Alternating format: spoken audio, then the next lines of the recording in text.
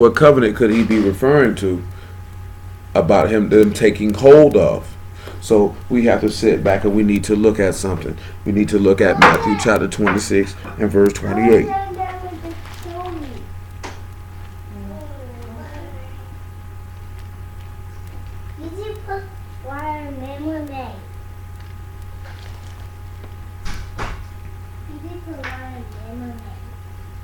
And then we'll go back and look at something in the law to go along with it. Now that my mind is on that. Because we have to show that Yah has no respect of persons. And if he has no respect of persons, then anyone who does have respect of persons in any matter ought to be punished. Matthew 26 and 26. And as they were eating, Yahushua took bread and baruched it and brake it and gave it to the disciples and said, "Take, eat. This is my body." And he took the cup and gave thanks and gave it to them, saying, "Drink ye all of it, for this is my blood of the new covenant, which is shed for many for the remission of sins." So now we know that there's a covenant. We've been talking about it loosely. That it will not be like the covenant that was made with your fathers when they came up out of Mizraim. Let's swing to Exodus chapter 12. After Exodus chapter 12, we'll go to Deuteronomy 29.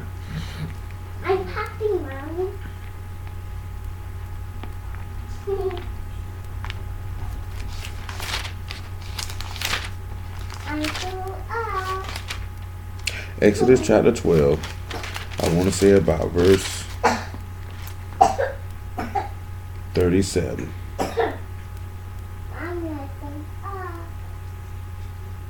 It says, "And the children of Yasharah journeyed from Ramses to Succoth, about 600,000 on foot that were men besides children.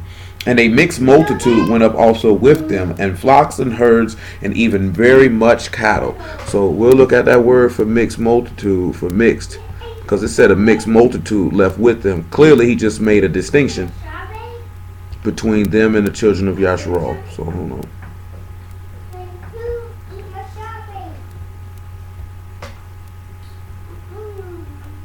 That word for mixed is a rav, and it's something that's a mixture. It's a mixed people. It's a mixed company. So this was not. These people were distinct and different from the children of Yasharah that were leaving. Now let's look at Deuteronomy 29 when we talk about the sealing of this covenant. You just mentioned this here because it's a mixed multitude right there with him. He said, "If the son of the stranger take hold of this covenant," the same thing that you seen Ruth do when she said, "Your Elohim is my Elohim and your people are my people," or the same people that came in there and did all that faking like they came a long distance in the book of Joshua, son of Nun, the Gibeonites, or like you seen with Rahab. They all took hold of the covenant. They all took hold of the agreement. Well, y'all see, you'll have some say, "See, he didn't make the covenant with them, but he allowed." You see examples of he allowing provisions of people who were outside of those people, those men that he chose that we read in Deuteronomy 10, and he allowed them to slide through and grab it because he said he loved the stranger and giving them food and raiment. What is the food? It's the master's body. His body was broken for the life of the world. That's what he told you in John chapter 6. What is the raiment? It is the Ruach HaKadosh. The Ruach HaKadosh is the new covenant according to what's in Jeremiah 31 and other numerous places. So therefore he loved the stranger and giving them this. So he had a door open for them to take hold of it because he doesn't have respect of persons. And we're going to see that when Peter makes that statement in a moment. Let me see what I want to do around 29 though.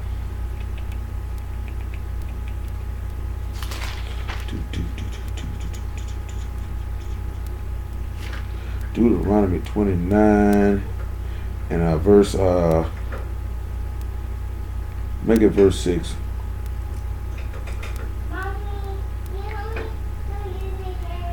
"You have not eaten bread, neither have you drunk wine or strong drink, that you might know that I am Yahuwah your Elohim. And when you come into this place, Sihon the king of Heshbon and Og the king of Bashan came out against us unto battle, and we smote them.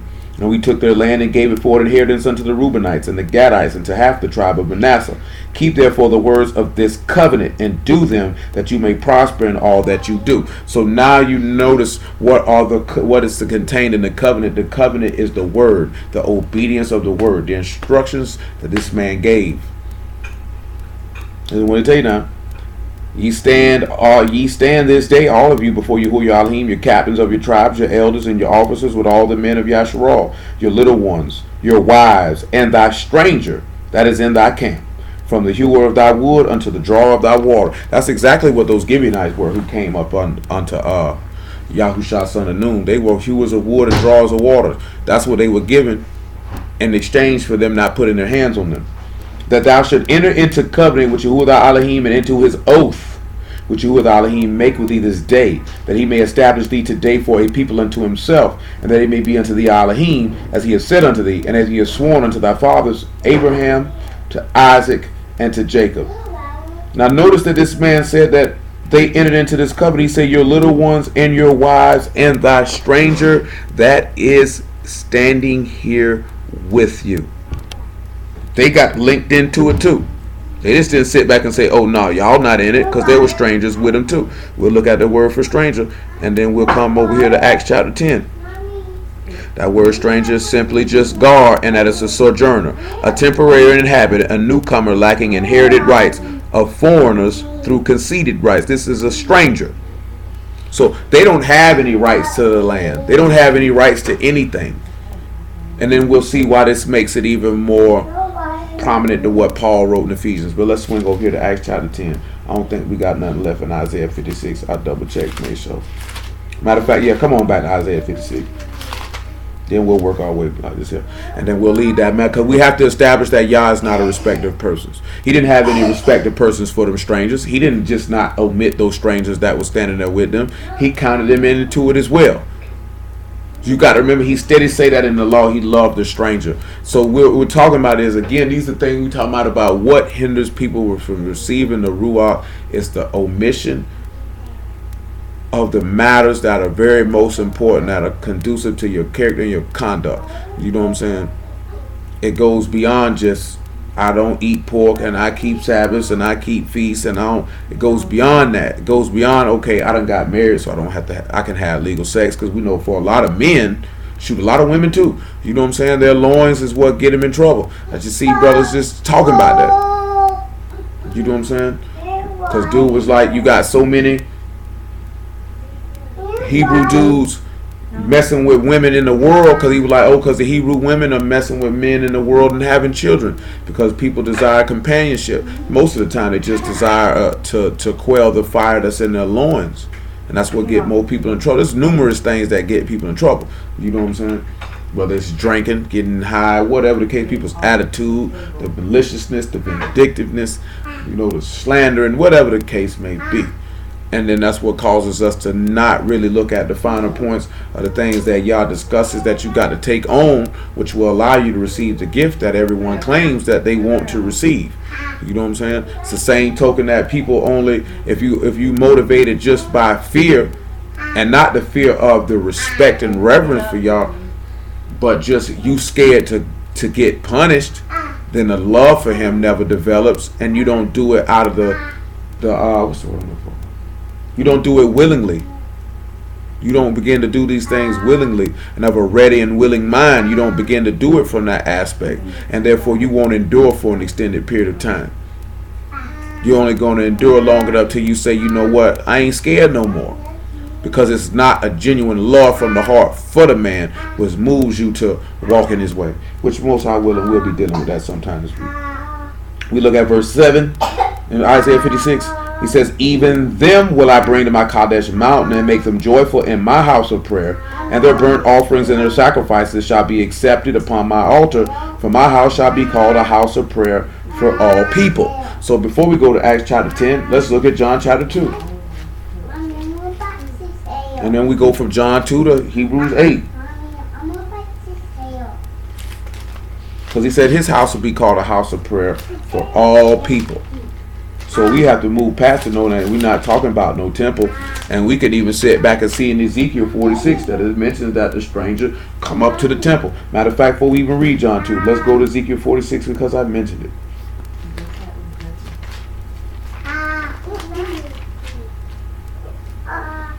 First, before we read Ezekiel 46, we read Ezekiel 44 and 7. Make it 44 and 4. Then brought he me the way of the north gate before the house. Remember, the north gate is the gate of Yehudah. And I looked, and behold, the esteem of Yahuwah filled the house of Yahuwah, and I fell upon my face. And Yahuwah said unto me, Son of man, mark well, behold with thine eyes, and hear with thine ears all that I say unto thee concerning all the ordinances of the house of Yahuwah, and all the Torahs thereof. And mark well the entering in of the house, with every going forth of the sanctuary. Thou shalt say to the rebellious, even to the house of Yasharal, Thus saith Yahuwah Elohim, O ye house of Yasharal, let it suffice you of all your abominations, and that you have brought into my sanctuary strangers, uncircumcised in heart, and uncircumcised in flesh, to be in my sanctuary, to pollute it. Even my house, when you offer my bread, the fat and the blood, they have broken my covenant because of all your abominations. Now hold this and go to Matthew chapter 23 and look at something what the master said about the scribes and Pharisees, how they were bringing strangers into this man's house, uncircumcised in heart and flesh, polluting the sanctuary. And you notice that he mentioned about the fat and the blood and the bread breaking his covenant. All these things pertaining to the master's body and his sacrifice. Matthew chapter 23. And let's look at about verse 13. But woe unto you, scribes and Pharisees, hypocrites, for you shut up the kingdom of Shamahim against men. For you neither go in yourselves, neither suffer ye them that are entering to go in. Woe unto you, scribes and Pharisees, hypocrites, for you devour widows' houses, and for pretense make long prayer, therefore you shall receive the greater damnation. Woe unto you, scribes and Pharisees, hypocrites, for you compass sea and land to make one proselyte, and when he is made, you make him twofold more the child of hell than yourselves. A proselyte is a convert. So he sit back looking at it is that a lot of brews, whether they be natural born Israelites or whether they strangers, they go all across the world, all across the city, all across the land to get a convert, and then they make that convert twice as evil as they are themselves. Now, that's a very, very sad and dangerous thing at the same time, because he told you in Jeremiah 23 that these prophets I have not sent them, and he said they ran, but I have not sent them. He said they prophesied, but I have not spoken. He said if they would have sat down and considered my word, they would have turned every man from his evil way. See, it's a lot of people that bring forth the word all across the world, but their intent is to not turn people from their evil way. We know this here because we discuss it so often that all the things anybody is caught up on is knowing they Israel. That's all you concerned with. That's not turning nobody from their evil way. Jamming law down people's throat, that's not turning nobody from their evil way. The book say he that winneth souls is wise. You talking about winning souls to Yahuwah, not winning souls to you. And people not winning souls to this man, because winning souls is not people's objective. People's objective is to be seen of men. The very thing that we read in John chapter 5. He said, how can you believe that seek honor one from another and not the honor that comes from Elohim only? We have respected persons when it comes to that. They had respected persons when it came to a Mashiach, because they didn't respect this person by looking at what he did. They were more concerned about getting the esteem of men from the scribes and Pharisees and not being put out of the synagogues because they were concerned about what they were going to say. You know what I'm saying? You cannot serve the living Elohim and be concerned about what people are going to say. You know, people say this. You know, Pac put it in a record long time ago. You know, he say, my Pac told me this. Niggas gonna hate you for whatever you do.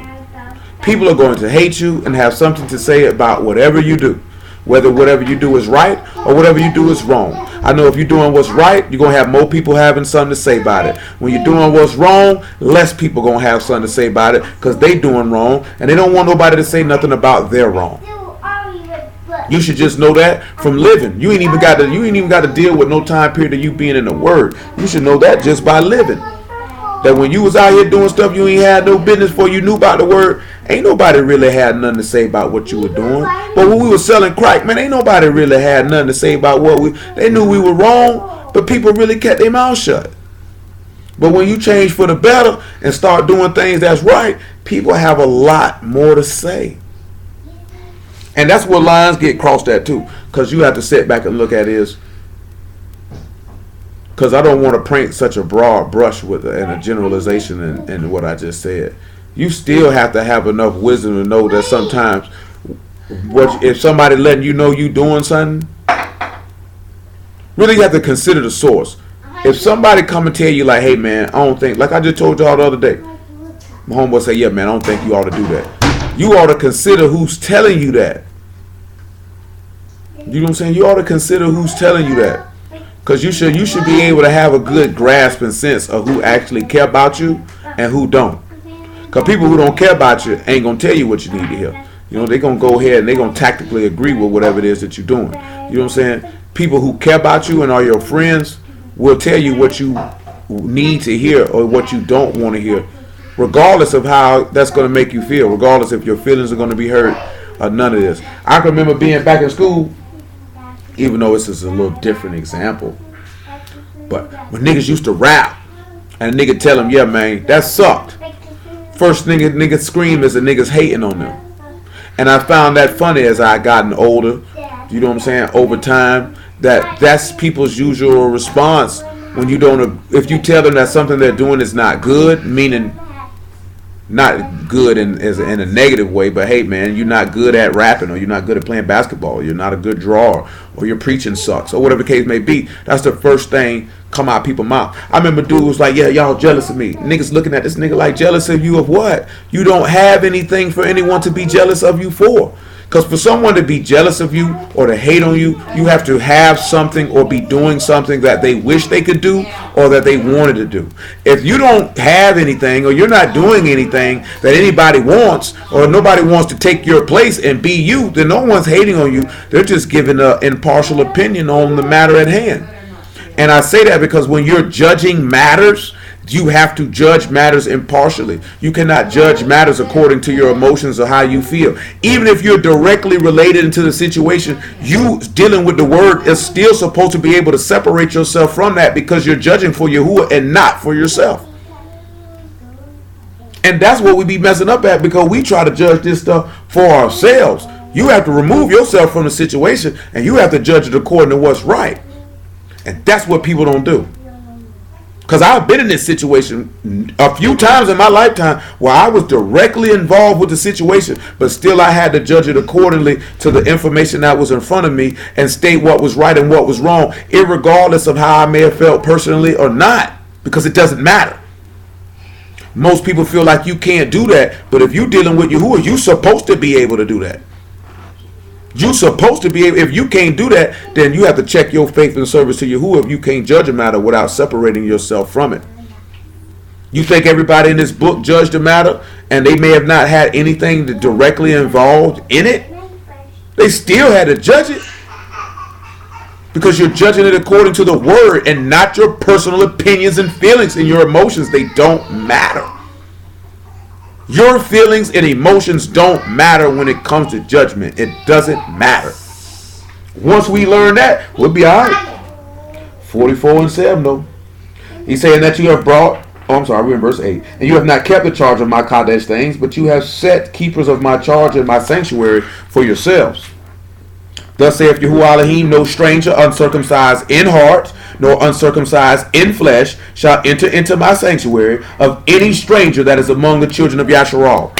This is coming from y'all that's saying they can get in, but they got to circumcise their heart and they got to circumcise their flesh, and they can come in the house. He said his house would be a house of prayer for all people. That's a second witness. The matter is established. Let's look at John chapter 2.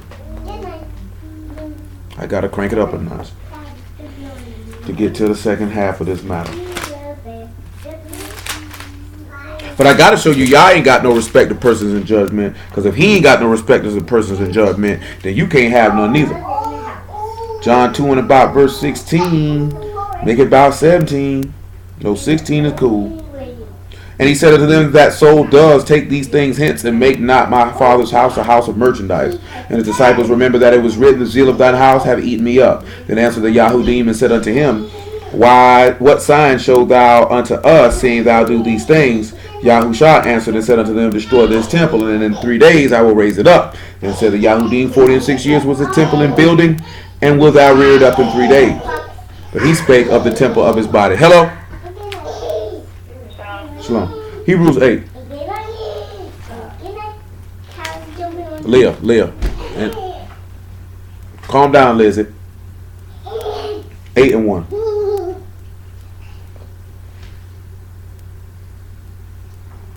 Now the things which we have spoken, this is the Son. We have an high priest who is set on the right hand of the throne of majesty in Shamahim, a minister of the sanctuary of the true tabernacle, which Yahuwah pitched and not man. So this is a house that Yah has made and not man. That house being his son's body. That was the house that was referenced in Ezekiel 44, I should say. Well, 43. Not a physical structure. Let's look at Ephesians 2, and then we will conclude with that part. And then Acts chapter 10, actually, and we'll conclude with that part. After Ephesians chapter 2. So what we're looking at is that if a man is faithful, that's a stranger to Yahuwah. That is a stranger. If he's faithful, then Yah judges thus that he will be accepted and he'll be able to enter into that house. Therefore, he doesn't have respect to persons. He's not going to look at this Israelite who's wicked and the stranger who is righteous and render judgment in the favor of the wicked Israelite. He's not going to do that. That's unjust judgment. You got to realize that Yah is always going to go with what's right. And if we say we the servants and the sons and the daughters of the living Elohim, then you have to go with what's right every single time.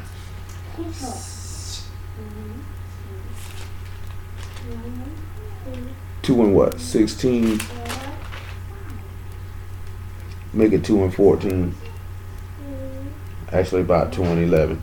Wherefore remember that ye being in time past Gentiles in the flesh, who are called uncircumcision by that which is called circumcision in the flesh made by hands, that at that time you were without Mashiach, being aliens from the commonwealth of YAHUAH, and strangers from the covenant of promise, having no hope and without Elohim in the world. But now in Yahushua HaMashiach you who sometime were afar off, are made nigh by the blood of Mashiach. For he is our Shalom, who have made both one, for them to cleave, and have broken down the middle wall of partition between us, having abolished in his flesh the enmity, even the law of commandments contained in ordinances, for to make himself of twain one new man, so making shalom, that he might reconcile both unto Elohim in one body by the stake, having slain the enmity thereby, and came and preached shalom to you which were far off, and to them that were nigh. For through him we both have access by one Ruach unto the Father. Now therefore you are no more strangers and foreigners, but fellow citizens with the Kadeshim in the household of Elohim. So we look at Acts chapter 10, through the death and resurrection of Mashiach. Now they can be joined, and Yah doesn't have no respective persons. You know, I would say, now that I sit back and I think about it, Acts 10 and 33. That along with pride and a few other things, respect of persons is what's going to take a lot of people to hell as well. You know what I'm saying? There's been instances I done told, like, okay, this was long, let's shoot. I was saying that about 4 or 5 years ago. We'd had conversations, be meeting, and Nell and Lil Muffin and certain stuff come up, and it would be directly involved in me with something, and I tell them, y'all are biased. Because we have a direct relationship, you're going to be biased to a certain extent. You have to learn to put your bias to the side and look at a situation and judge it accordingly. Now, it wasn't as if there's anything wrong or negative. I can't even remember what it was because I've said it to him several times over the course of time. But you have to look at stuff and you have to put to the side who it is and what your relationship is to them, and you have to judge it accordingly. Because that respect of person is a very dangerous thing. 10 and 33. We'll make it about 30. And Cornelius said, 4 days ago I was fasting until this hour. And the 9th hour I prayed in my house, and behold, a man stood before me in bright clothing. Now this is Cornelius of the Italian band. You have some dudes that will try to make this man be an Israelite in order to continue to walk in respect of persons. And said, Cornelius, thy prayer is heard, thy alms are had in the remembrance in the sight of Elohim. Send therefore to Joppa, and call hither Simon, whose surname is Peter. He is lodged in the house of one Simon a tanner by the seaside, who, when he comes, shall speak unto thee. Immediately therefore I sent to thee, and thou hast well done that thou art come. Now therefore are we all present before Elohim to hear all things that are commanded thee of Elohim? Then Peter opened his mouth and said, of a truth I perceive that Elohim is no respecter of persons, but in every nation he that fear him and work righteousness is accepted with him. Elohim is of no respect of persons. Now let's look at the law, Deuteronomy, and let's deal with individuals. Now of course it's going to be dealing with the office of a judge. But nevertheless, you still gonna have to. You're gonna have to know how to judge matters. You've got to know how to judge matters, and we're gonna look at that in another place. You've got to be able to know how to do it. Deuteronomy 16 and 16, 16 and 18. My apologies. It says, "Judges and officers shall thou make thee in all thy gates, which YAHUAH thy Elohim give thee throughout thy tribes, and thou shalt judge the people with just judgment." He said you ought to be able to judge the people with just judgment. This is the thing that most people don't execute. Now, I'm just going to pull the word up for just on general principle. That word for just is sadak, and it simply means rightness. What is right, or just, or normal justness of weights and measures? What is right? That when you judge people, you judge matters, you're supposed to judge it according to what is right. And that judgment is the ordinance or the act of deciding a case. And those ordinances is written in the Torah. Hold on. 1 Corinthians 11 and 1. Okay. Just going to look at something Paul said real fast. So you should be judging things. You should judge what's right according to the word. Not according to how you feel. Not according to who it is. Not according to what you think, not according to what you perceive, but just judgment. And after we read 1 Corinthians 11, we'll read John chapter 7 to back that up with the master. Can't be no respect of persons. Because that's what a lot of people problem is. And you can't judge stuff on how you feel or what you think it is. You got to know what it is. If you don't know what it is, keep your mouth closed. He said, "Be ye followers of me, even as I also am of Mashiach.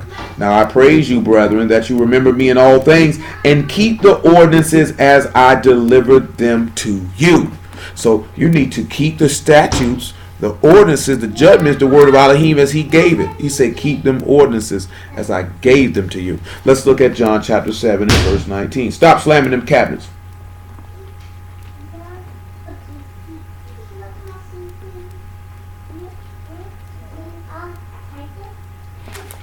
7 and 19. "Did not Moses give you the Torah, and yet none of you keep the Torah? Why go ye about to kill me?" The people answered and said, "Thou hast a devil, who go about to kill thee?" Yahushua answered and said unto them, "I have done one work, and you all marvel. Moses therefore gave unto you circumcision, not because it is of Moses, but of the fathers. And ye on the Shabbat day circumcise a man. If a man on the Shabbat day receive circumcision, that the Torah of Moses should not be broken, are you angry at me because I have made a man every whit whole on the Shabbat day? Judge not according to appearance, but judge righteous judgment." Now, we sit back and you look at it, right? And you can see the respective persons that the Yahudim had for the scribes or the priests versus what they had for Hamashiach. They would never come and want to stone or kill the priest for circumcising somebody on the Shabbat. They wouldn't do it.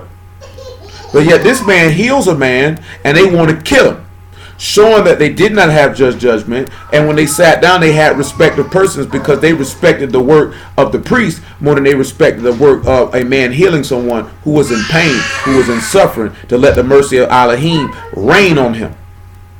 So they were more. It was more important about keeping up appearances of looking right than actually considering what is right and acknowledging what is right and knowing that that's the work of Elohim. You're supposed to have enough wisdom to know the difference between what's of man and what's of Elohim. That's what Gamaliel told them people when they wanted to do something to the apostles. He said, "If this work be of men, it'll come to nothing."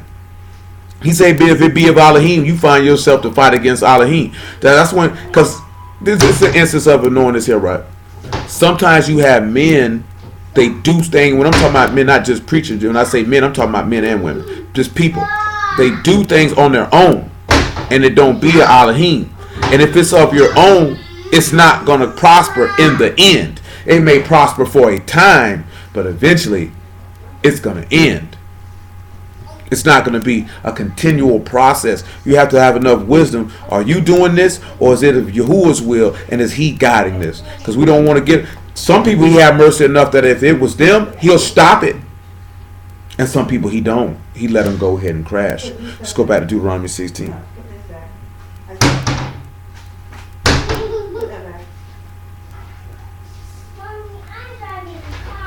We in 16:19.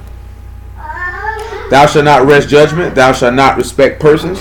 Neither shalt thou take a gift. For a gift doth blind the eyes of the wise and pervert the words of the righteous. When we look at rest, I just want the word for rest, judgment. That's natah. That's the stretch out, to incline or decline. Influence. Because sometimes people will come through and try to influence your ability to judge things. Let's see how. In Matthew chapter 26.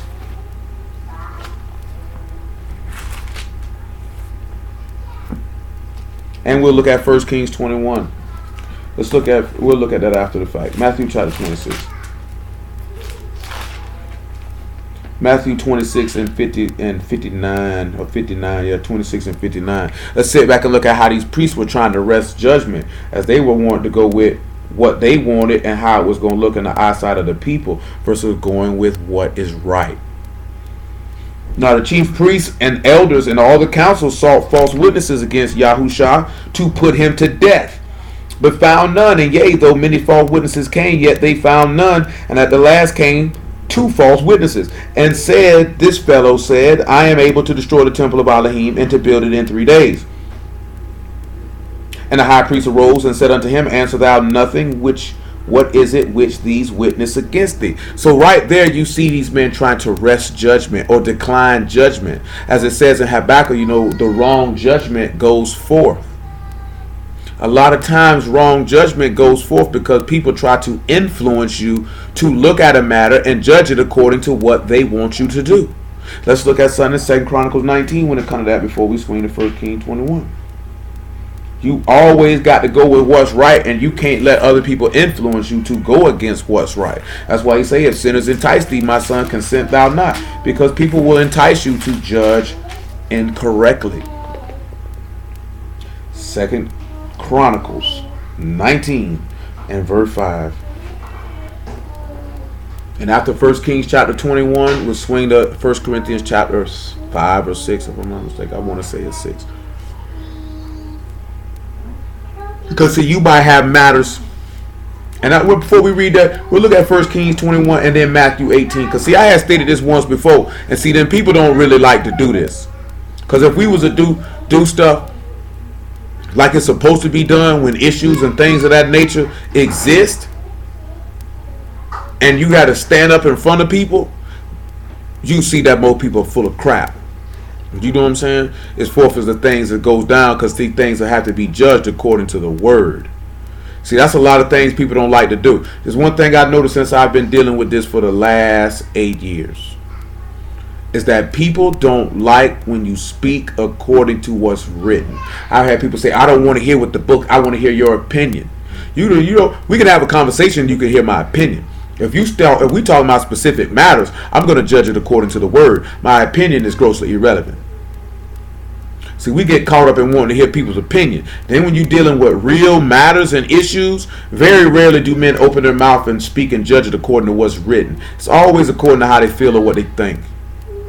That's why you're not paid to think. Yahuwah doesn't pay you to think. He pay you to serve his son in the righteous obedience of faith. Because if you go by what you think, you're going to go by what your flesh think. If you go by what your flesh say, you already know those that are in the flesh cannot please Elohim. So therefore, if you in your flesh, you can't judge anything correctly, because your flesh will blind your eyes. 2 Chronicles 19 and 6. And he set judges in the land throughout all the fenced cities of Yehuda, city by city, and said to the judges, take heed what ye do, for you judge not for man, but for Yahuwah, who is with you in the judgment. Wherefore now let the fear of Yahuwah be upon you. Take heed and do it. For there is no iniquity with Yahuwah Elohim, nor respect of persons, nor taking of gifts. There's no sin with him. Because if a judge wrong, that's sin. To have a unjust balance and an unjust weight, and we already seen in them definition of them words, that is an abomination to Yahuwah. So to judge according to how you feel and what you think and what you see versus according to this man's word, that's an abomination. And now you're going to sit back and say iniquity is with Yahuwah, because the judgment is not for man, it's for Yahuwah. So you got to go with what's right. Screw a nigga feelings. And if you tell somebody, son, you need to have book for that. Like, you could give your judgment on the matter and state your opinion and let them know, I don't feel like this is just according to this, and this. And if they go do what they want to do, they go do what they want to do. Because some matters you may not be able to judge necessarily script for script, word for word, though the word can influence your judgment. Because there's some matters somebody can say, hey, what you think I should do on this right here? And you could give them the book, say before, take counsel before you make war. A lot of people don't take counsel, or they do what Jeroboam did.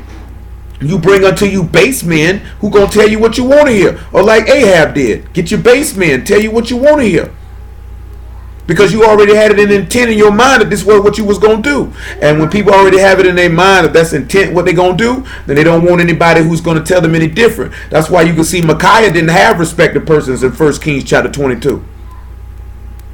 We'll read that too. Let's read in 1 Kings 21. Says something about. Show you somebody he ain't have. This the king. He ain't have no respected person for the king and say, I'm gonna tell the king what he want to hear. I'm gonna tell him what's right.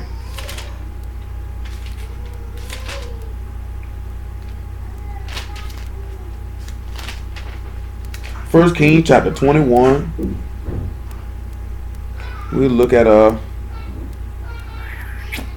verse 7. And Jezebel his wife said unto him, Dost thou now govern the kingdom of Yasharal? Arise and eat bread, and let thy heart be merry, and I will give thee the vineyard of Naboth the Jezreelite. So she wrote letters in Ahab's name, and sealed them with his seal, and sent the letters unto the elders and to the nobles that were in his city, dwelling with Naboth. And she wrote in letters, saying, Proclaim a fast, and set Naboth on high among the people, and set 2 men, sons of Belial, before him, to bear witness against him, saying, Thou didst blaspheme Elohim and the king, and carry him out, and stone him that he may die. And the men of his city, even the elders and the nobles who were inhabitants in his city, did as Jezebel had sent unto them, and as it was written unto the letters which she sent unto them. And they proclaimed the fast, and set Naboth on high among the people. And there came in 2 men, children of Belial, and sat before him. And the men of Belial witnessed against him, even against Naboth, in the presence of the people, saying, Naboth did blaspheme Elohim and the king. And they carried him forth out of the city, and stoned him with stones, that he died.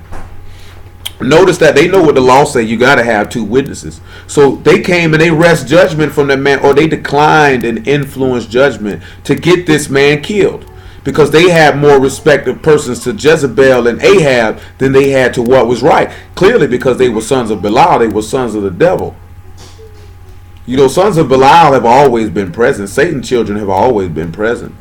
Satan's children are those who hate everything that is right and everyone who is right. He tells you that in the last times you have those who are despisers of those that are good.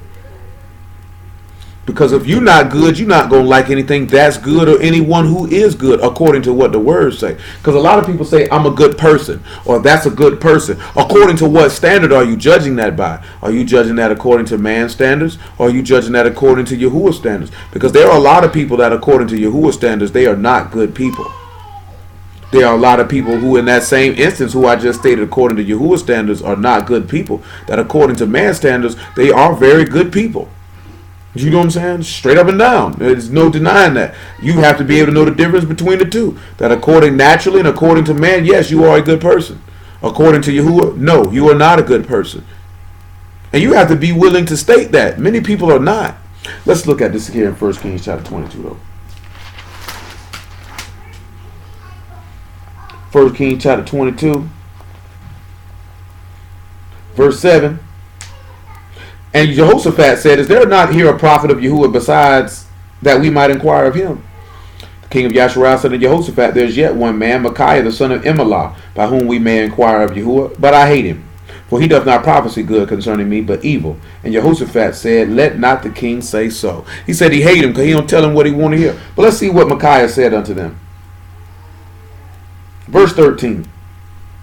The messenger that was gone to call Micaiah spake unto him, saying, Behold, now the words of the prophets declare good unto the king with one mouth. Let thy word, I pray thee, be like the word of one of them, and speak that which is good. And Micaiah said, As Yahuwah live, which Yahuwah said to me, that will I speak. See, they were set back and he tried to influence Micaiah to wrest judgment and to have respect of persons and to go along with the group. Because the group had told Ahab what he wanted to hear.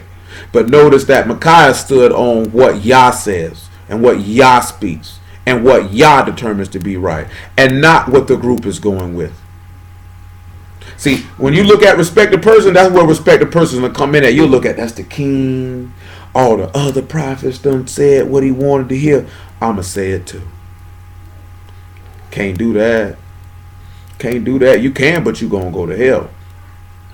Because that's a pure and outright about. See, let me show you why. Let's go to what was I? I just had something else, but I can't remember what it was. 1 Corinthians chapter 6, and then we'll swing to James chapter 2.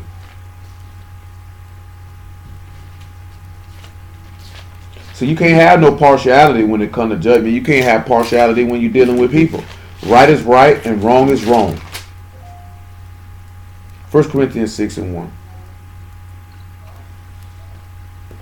Dare any of you, having a matter against another, go to Torah before the unjust and not before the Kadeshim? Do you not know that the Kadeshim shall judge the world, and if the world shall be judged by you, are you unworthy to judge the smallest matters? Know you not that we shall judge Malachim? How much more the things that pertain to this life? If then you have judgments of things pertaining to this life, set them to judge who are least esteemed in the body. So if there are matters that's pertaining, issues, discrepancies, we're going to sit somebody in the bodies could be able to sit down and judge it according to the word. So when we're sitting there looking at it, is that the ability to judge is not being eliminated because you don't have judges set in the cities anymore. You could have judges set in the congregation. This man just stated, if you got someone who is least in the body, let them judge it. Because why are you not able to judge things pertaining to their life if you one of his sanctified ones? You should be able to know the word enough to judge it according to the word. See, we don't like to judge stuff according to the word. We like to judge stuff according to our perspective, according to how we feel. Let's look at Matthew chapter 18, because I did mention that.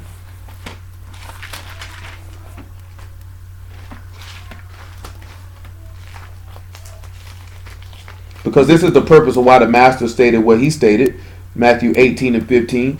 And this actually goes what's into the law, that the hard matters, he set judges in the cities, and then anything, bring it to them. And if it's too hard, bring it to me. It's referring to Moses. And he said, and I will judge it.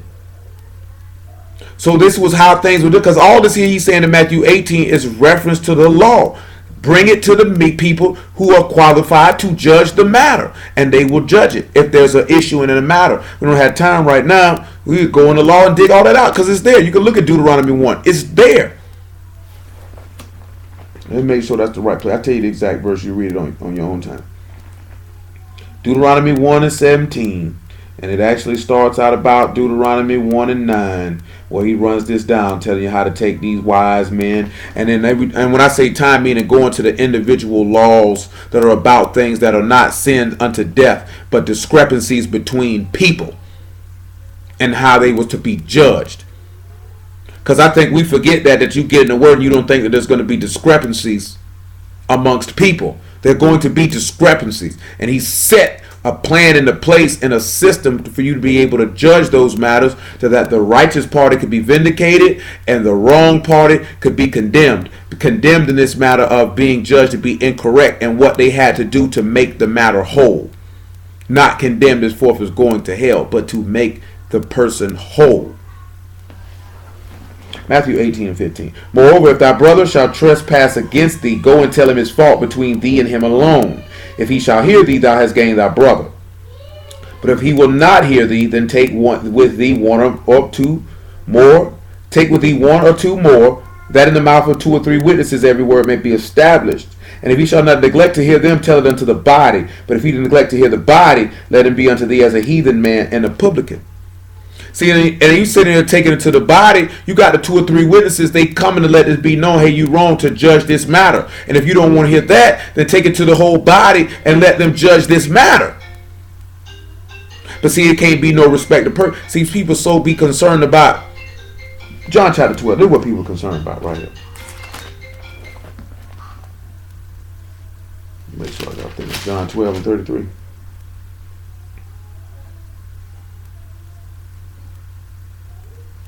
John 12 and 33. John 12 and 37. But though he had done so many miracles before them, yet they believed not on him.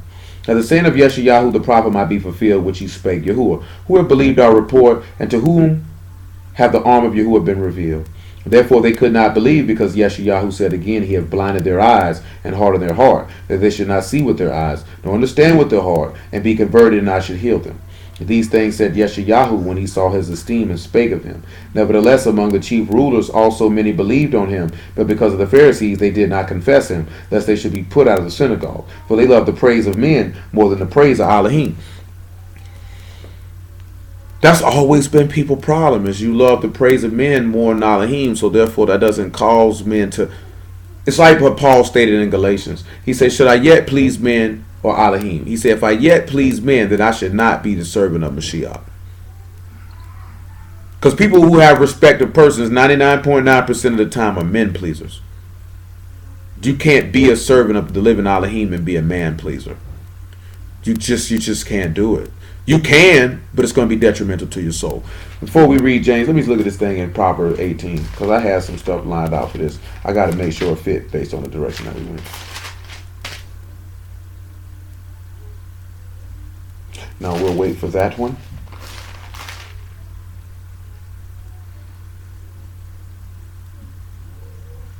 We'll wait for that one. And we'll definitely wait for the one in Proverbs 28. Let's swing to James chapter 2. This just will continue. James chapter 2. Just set a little stage. Just set a little stage, because I'm finna let y'all slide in just a moment. James 2 and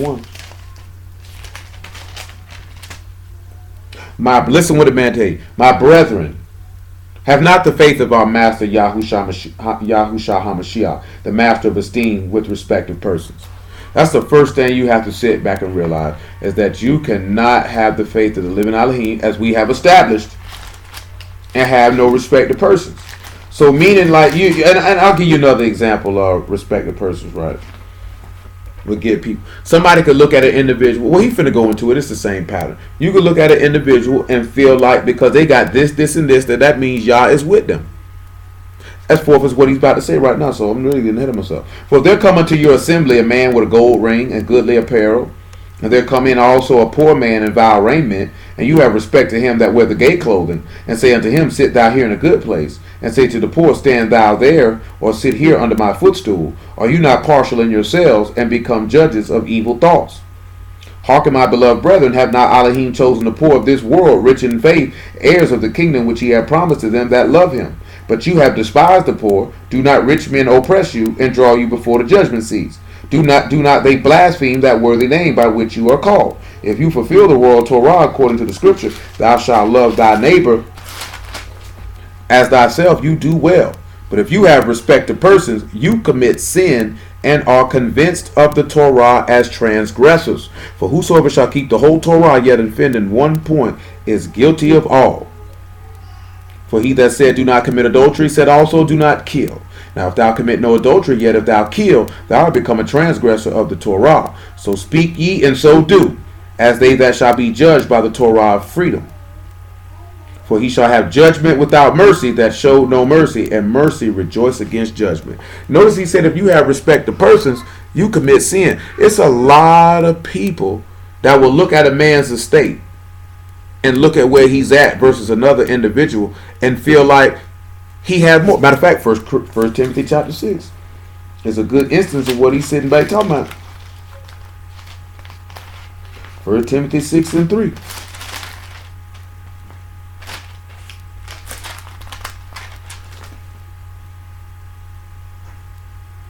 If any man teach otherwise, and consent not to wholesome words, even the words of our master Yahushua HaMashiach, and to the doctrine which is according to godliness, he is proud, knowing nothing, but doting about questions and strives of words. Wherefore come envy, strife, railings, and evil surmisings, perverse disputings of men of corrupt minds, and destitute of the truth, supposing that gain is godliness. From such withdraw thyself.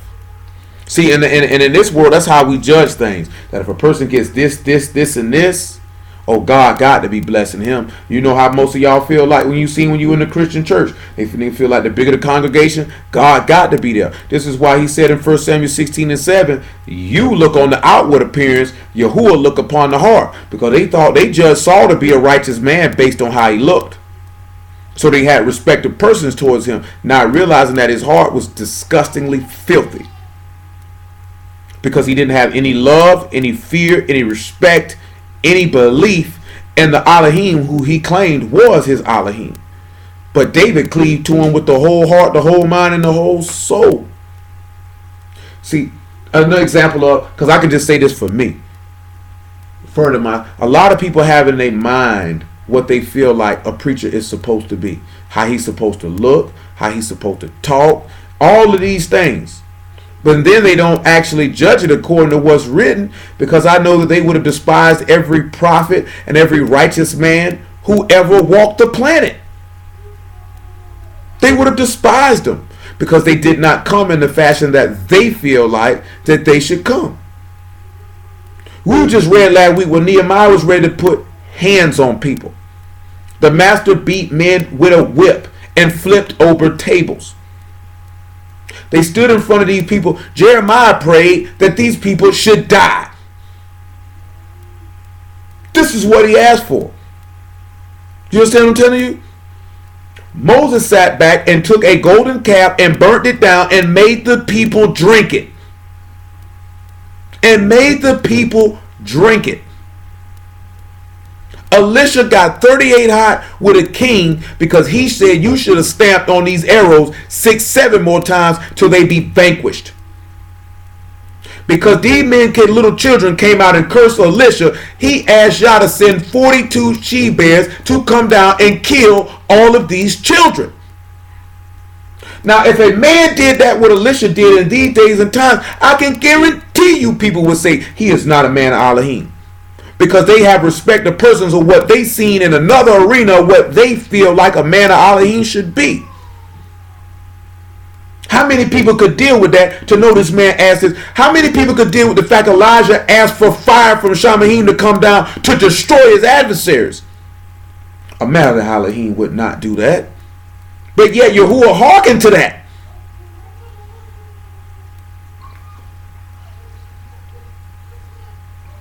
And there's many, many more examples than that. That these men did not come. How in these days and times we feel like a man should come. Because they didn't come playing no games. They didn't come playing with nobody. Yet at the same token, just like the master didn't come playing no games and didn't play with nobody, these were very humble, compassionate, loving, and caring men. At the same token, they didn't play no games. And they were hard, and they were austere, and they were strict, and they were rigorously self-disciplined, and they could be considered to be harsh and cruel, depending on your perspective of what you believe harsh and cruel to be. Having respect to persons in the faith of Elohim is not good. If your homeboy wrong, you need to tell him he wrong. If your homegirl wrong, you need to tell her she wrong. If your mama's wrong, if your brother's wrong, if your sister's wrong, if your daddy's wrong, if your children are wrong, if you wrong, you need to be able to take that. You got to be a stand-up dude and stand up and take that. And be able to stand up and admit that you're wrong. And you got to be a stand-up dude and judge what's right. You got to be able to judge what's right. Even if it's against yourself. How else are you going to be able to save your soul if you have the faith of Yahushua HaMashiach with respect to person? But nevertheless, hallelujah for Yahushua and the word. Because we got to stop it right there.